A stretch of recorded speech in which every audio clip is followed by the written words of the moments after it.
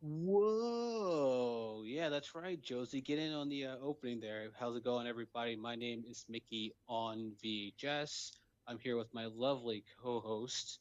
Hi guys, it's Leah back at you with another episode of Nostalgia Birthday Party Podcast. Thank you guys for tuning in for our new episode. I think we're doing these pretty regularly now, I would say. It's kind of hard. Like, originally, when we started doing these, we wanted to do kind of like a good mix of like nerd stuff and sports and kind of like movie stuff. And like, now there's no sports whatsoever. So now that the draft is really kind of settled in, everything, now the ink's dry with all that, we're going to touch base on a movie we both really like, and then we're going to go straight into like the NFL draft. So, with all this hand waving going around, it's good to find something that makes you happy, that can give you a little peace of mind when you might be feeling a little trapped or whatever other emotions you have with the virus going around. And one of the things that I watched and genuinely enjoyed was a movie on Netflix called The Half of It. Yes, Leah, she sent me a link to the trailer when she first heard about it. I heard it was a Netflix original movie, and I'm like, teen Netflix movies, they usually don't really resonate with me, but I checked it out. I saw the trailer. I'm like, okay, I got to see it. I'm in this with you. So the trailer posts this as sort of this Cyrano de Bergerac type of love story where you got the lovable jock type, but is not too good with words, ask another student that they're in high school for help writing letters to the girl that he is in love with. And then, what do you know? It kind of turns out that the girl writing the letters has feelings for the girl in the subject of the letters. Yes, on paper, it does kind of sound like your run of the mill, almost teen like rom com kind of situation. The brainy type, the jock type, and then the belle of the boulevard, so to speak. But I like how they were able. I think most as a person who is a expert in teen movies, you don't necessarily have to reinvent the wheel with the players in the movie. It's just what your interpretation of those characters are. So I Yeah. didn't feel like when I was watching this movie that the quote unquote brainy character was just like this this thinly written character on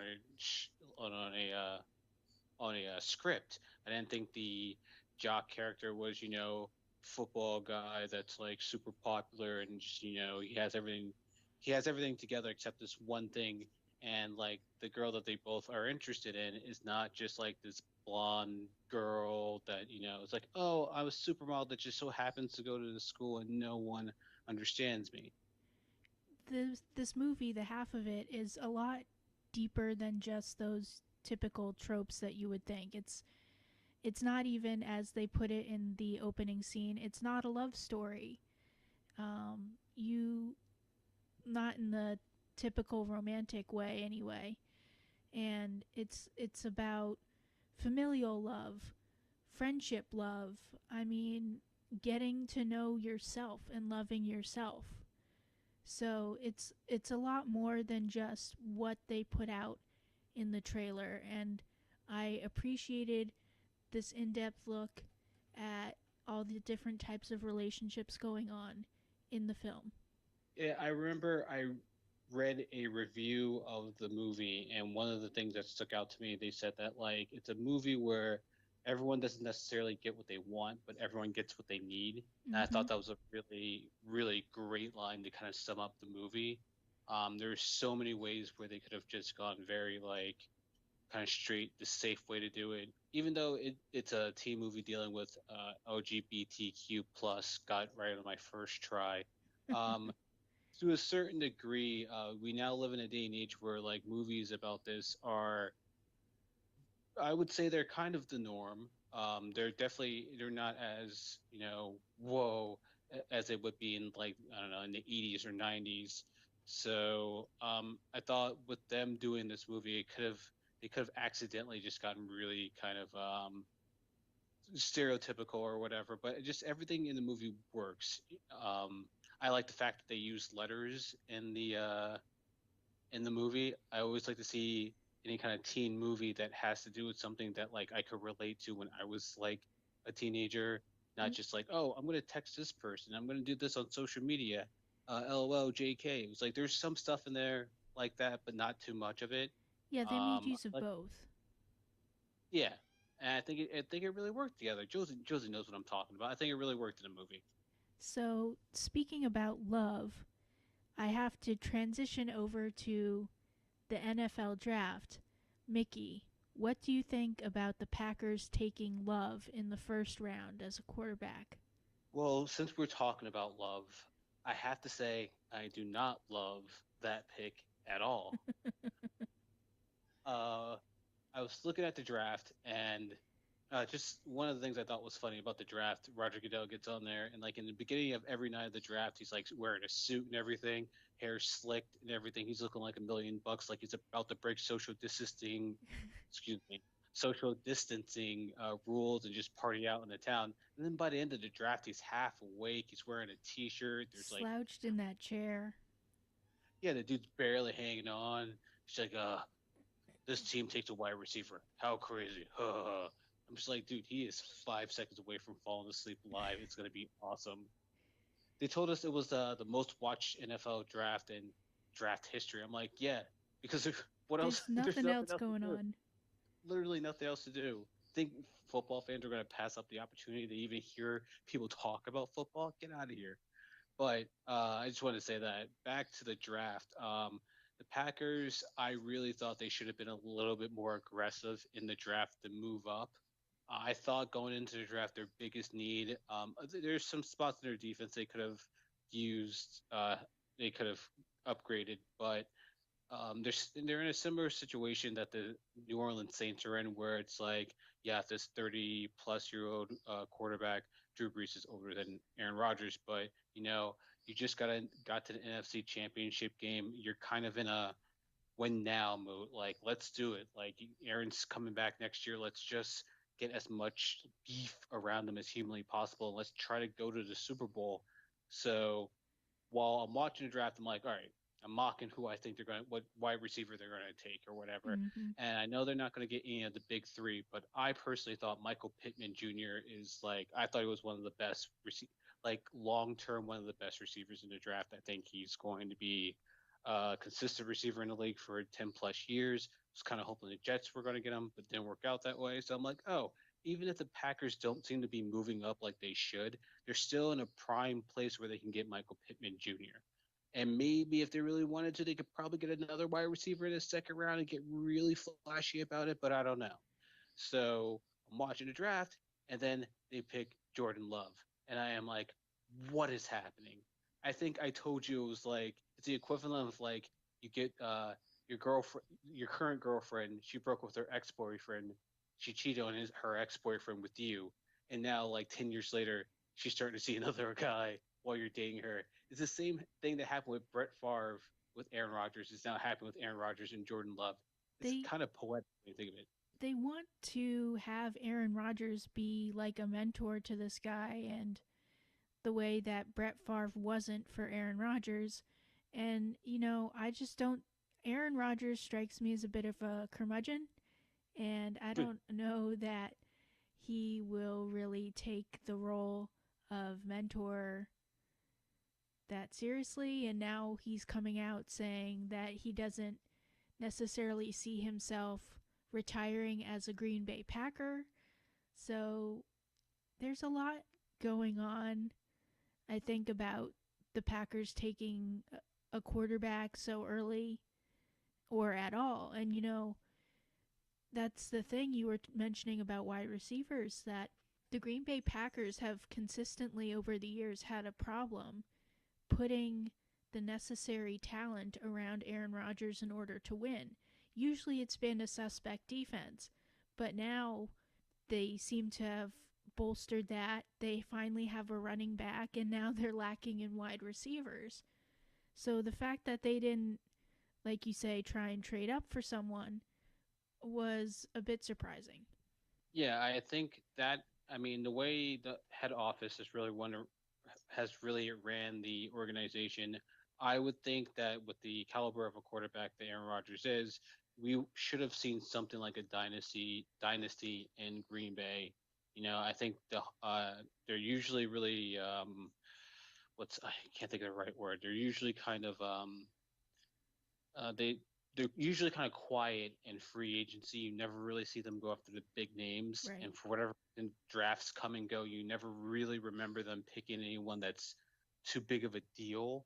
So I think with them taking Jordan Love first round of this year's draft is almost like a Madden, like when you hit the skip button on Madden, they just pick whoever's the best player on the board. That's what this pick reminded me of when I Mm-hmm. saw it, and I'm just kind of like, okay, I think this is going to be the kind of the straw that broke the camel's back. A lot of the things that Aaron Rodgers may not have been publicly expressing his dissatisfaction about before, he's going to start to talk about now. Because when you take a quarterback in the first round, like you're saying that your quarterback is the position that you immediately need to address. And with a quarterback the caliber of Aaron Rodgers, that's almost blasphemous. That's blasphemous, yeah. Speaking of quarterbacks being taken somewhat surprisingly, what do you think about the Eagles taking Jalen Hurts in the second round? I think it was a little. I think it's almost reactionary to the Green Bay Packers pick.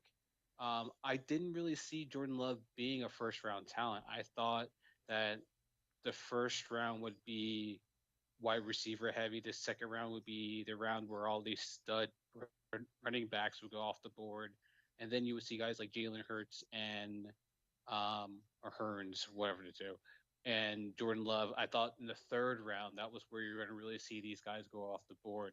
So I think when they saw the Packers kind of jump the shark and take Jordan in their first round, they're like, "Well, we really want Jalen, but we're not sure." I think they kind of panicked a little bit and they kind of fumbled the bag a little bit. And they're like, "No, let's draft them in the second round." I think Jalen is going to be able to be a starter in the league eventually. I mean, it could So come sooner rather than later. Carson Wentz has injury problems, so you never know. I that's think the that's thing. what precipitated them to take a quarterback as early as the second round. I could definitely see that. I just, for me, it was just you just gave Carson Wentz all this money. It seemed kind of weird to give like him $3 billion in a new contract, and then second round you go for quarterback. When I don't know, I mean they're not going to go wide receiver again, but I mean Carson Wentz is injury prone, so you need a quarterback on the field. So maybe this maybe this is them starting to move away from the Wentz machine. All right. So now that we've got our quarterback fix, what do you think about the Raiders taking Riggs over Judy and Lamb? It was a stereotypical Raiders move. Raiders almost are notoriously known for fumbling the bag in the first round with the Jamarcus Russells, the Darius Hayward Bays, well, to a lesser extent, Sebastian Janikowski. But usually their first round isn't their like best moment. I definitely think a wide receiver is a need they needed to address in the draft, but you have pretty proven wide receivers in CD Lamb and Judy over there. I didn't think Riggs was really. I mean, I didn't think he was. I thought he was the fourth best wide receiver on my puny draft board, and a lot of He experts were saying he was third. So he's a fast guy, and historically, that's what the Raiders seem to take is the fastest wide receiver player in the combine. but you would think at a certain point they're like, hey, maybe the speed kills thing hasn't actually ever panned out for us ever in the history of us Well, doing. we bagged on their draft last year, but it turned out to be like, successful. So once Riggs and whoever get on the field, maybe they'll prove us wrong again. and say, this worked. I mean, it could work for them in the way that they work their system with Gruden, and you never know. But it was certainly odd to see Riggs go first. Yeah. I could. I mean, I thought they were going to take Judy with that one, but for whatever reason, they didn't. So, uh, I would like. I mean, I would love to have egg on my face about this one. I really want to see Derek Carr like make a successful postseason kind of Mm-hmm. run. Um, I don't know. They've just made some questionable moves, getting rid of like an all pro wide receiver, a once like a generational linebacker. Those are things you usually don't want to do when you're trying to build your team up. So I mean, They I don't made know. they made the most out of that draft last year with the picks that they got for Amari Cooper and Khalil Mack.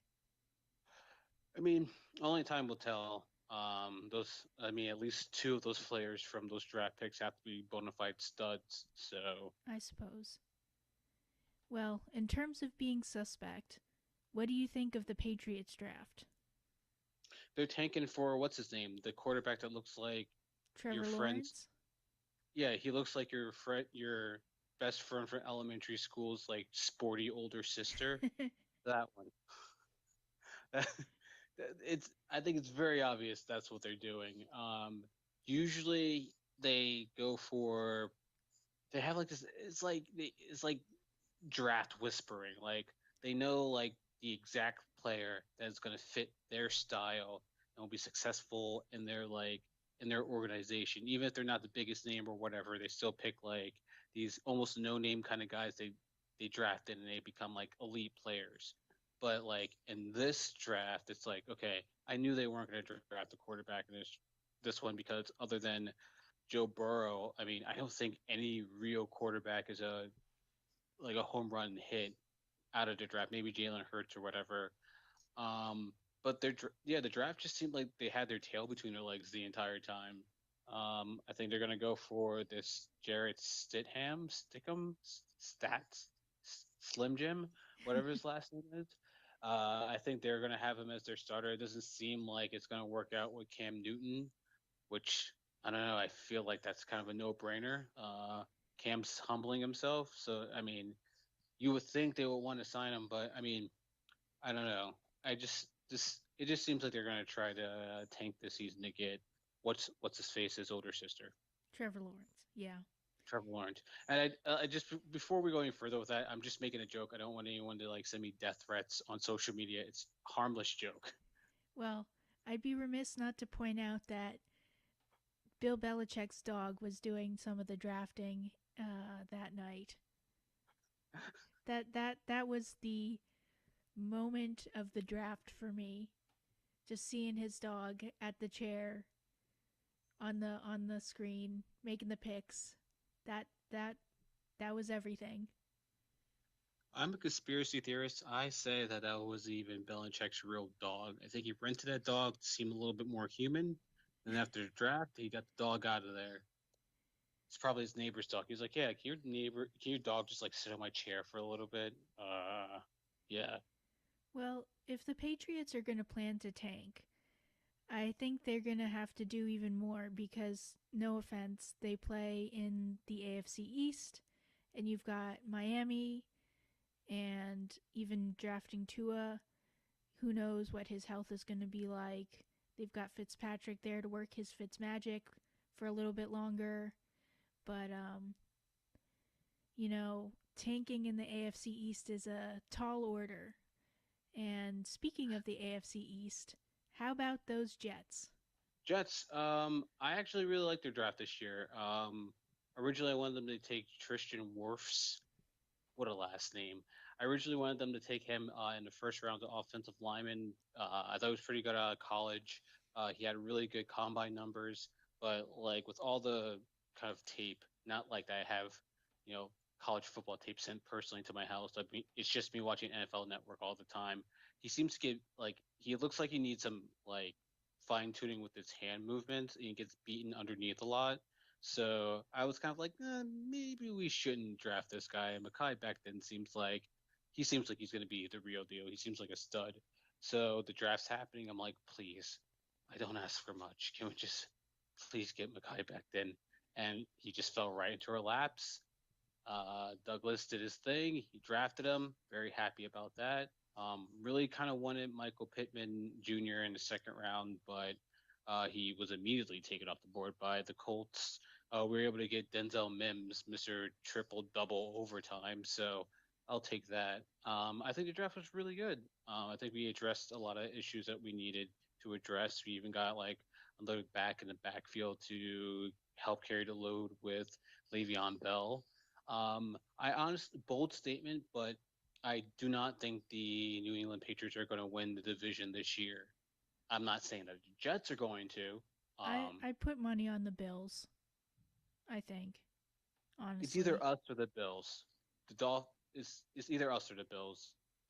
it'll be interesting to Problem. see The if Dolphins, I Miami feel like can be the spoiler because they've made some ugh, upgrades. they have, but you kind of can't rely on Ryan Fitzpatrick for more than a season. You're talking to the guy that knows that for a fact.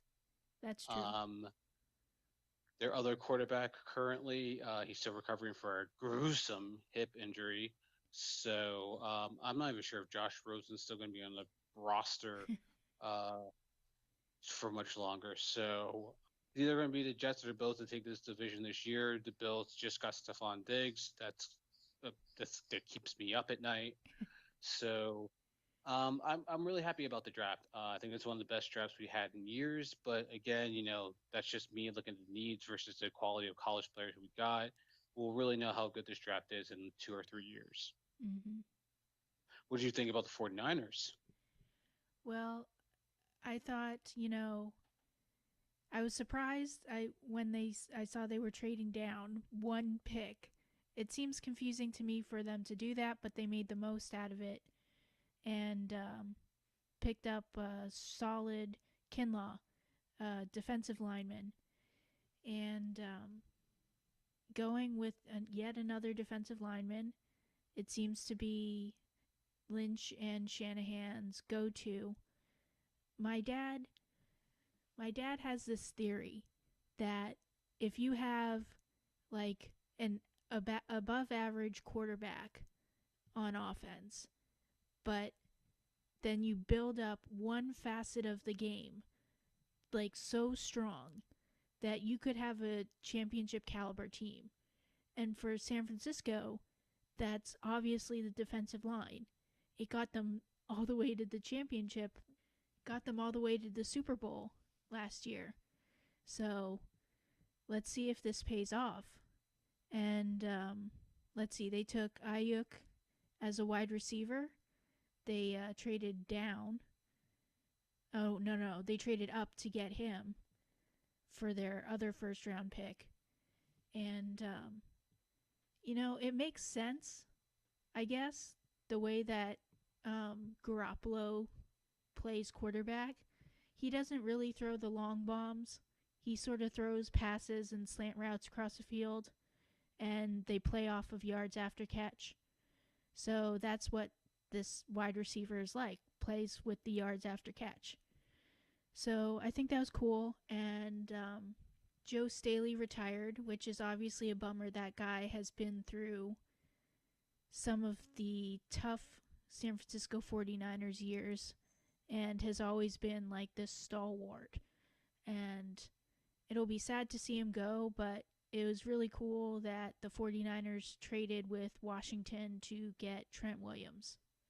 I think he's been off for a year, he's healthy, he's looking to prove himself for a winning team, and he'll be looking to play for a new contract because he only has 1 year left on his current one.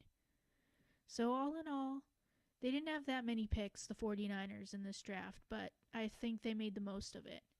Yeah, I mean, Joe Staley is kind of like you look at him the same vein as you would look at like Joe Thomas and Nick Mangold from my Jets. Just really just bona fide stud offensive linemen that just happen to be a part of teams and were never really able to get all over that hill. But with Joe Staley, I think him and Joe Thomas are actually taken in the same draft. At least Joe Staley can say that he's been to 2 Super Bowls. Mm-hmm. So I mean, I'd Onier, love to. On your second favorite team, the Arizona Cardinals, you've got Larry Fitzgerald, who is just probably, after Jerry Rice, arguably the second greatest wide receiver of all time. And he's only been to the one Super Bowl, and he's been through a lot of misery. And so, even though the Cardinals are rivals with the 49ers, if Larry Fitzgerald ever won, I wouldn't be mad. I just wouldn't, because he deserves it. Yeah, I feel like a player that's that good, that's so loyal to their team, where a team will cast you out if they don't think you're going to be as good or not worth the money that you're supposed to be getting. It's you would like to see them, be rewarded in some kind of fashion or whatever. So, um, but I mean, the Cardinals are the Cardinals. I think the 49ers, I think you guys had a great draft. Brandon Ayuk was my third rated wide receiver in a draft because of what he does after he gets the ball after the catch. So I think trading down for you guys worked because the whole reason why you guys have traded DeForest Buckner was kind of to get rid of that price tag, and you just like the price gap between just like one or two picks is Mm-hmm. millions. So that's probably what that was. Um, so I mean, I think you guys had really. I think you guys played the board a lot. You moved up, you moved down when you were supposed to. I mean, you could have been like the Detroit Lions that just picked a cornerback third overall because the need that you wanted the third overall pick in a draft. So I mean, It could have been worse, but John Lynch seems to be the master of moving around the draft board. So we'll see. Um, we, we'll see what happens when we return in the fall. If things start on time, they release the full complete schedule, and they have like built-in weeks if they need to sort of push everything back a week or two. Um, but it'll be exciting, that's for sure. yeah, it's the season looks it looks like it's going to be a lot of fun. Looks like it's going to be good. I think both of our teams really improved in the off season, and with this draft, there's still a couple of really good free agents out on the market as we speak. I hope the Jets make a play on one of the offensive linemen, but who knows? We'll see. But it's good to talk sports again because we haven't been able to in like 11 weeks, and it's been nuts. Yep. So, guys, I'd like to thank you for checking in with us again. Nostalgia Birthday Party podcast. We finally have some sports to talk about. And if you want to give the half of it on Netflix a look, that would definitely be worth your time. Mickey, what else you got? I've got nothing. I have absolutely nothing. I just gave my entire soul to this episode. I'm glad I was able to share it with you and the lovely people that tune into our podcast. Next time, I think we're gonna go super movie nerd. Me and Leah are just going to talk about movies and stuff, some stuff that we've seen during the quarantine. I've just started binge watching the Star Wars saga, so that's a thing. But yeah, I look forward to talking to everybody. Well, not talking to everybody. I'm only going to be talking to Leah, but look forward to spending the next episode with you guys. You guys take it easy, stay safe, stay clean. We'll see you at the next episode. Bye.